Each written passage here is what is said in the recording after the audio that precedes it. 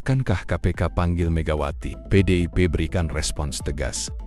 Kasus Harun Masiku, jejak buron yang tak kunjung usai. Kasus Harun Masiku telah menjadi salah satu kontroversi besar yang melibatkan petinggi partai politik di Indonesia. Hasto Kristianto, Sekjen PDIP, menghadapi dua tuduhan utama: suap dalam pergantian antar waktu panjang AW, dan merintangi penyidikan terkait upaya penangkapan Harun Masiku yang hingga kini masih buron. Penyidikan yang dilakukan Komisi Pemberantasan Korupsi KPK memunculkan sejumlah nama besar, termasuk Ketua Umum PDIP Megawati Soekarnoputri.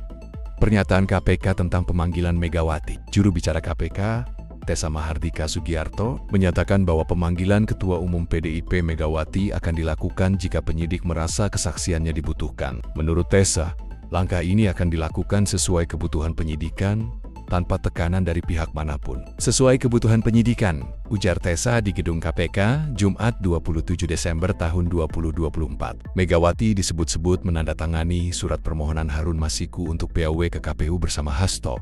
Hal ini menjadi perhatian publik karena menunjukkan adanya keterlibatan langsung dalam proses administratif yang kini disorot KPK.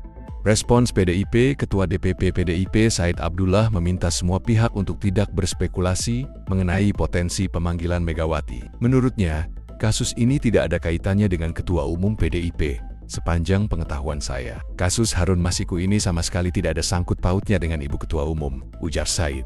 Dia juga mengimbau agar proses hukum berjalan secara proporsional, tanpa ada pengadilan opini yang dapat merugikan pihak tertentu. PDIP menegaskan bahwa mereka menghormati hukum dan mendukung penyelesaian kasus secara adil.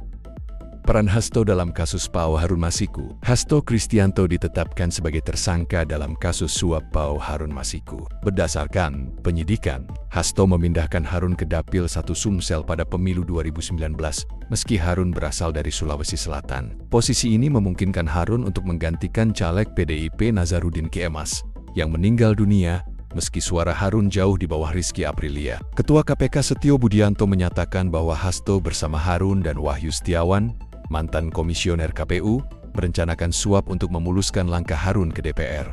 Perencanaan ini melibatkan pemberian uang kepada Wahyu dan pihak-pihak lain.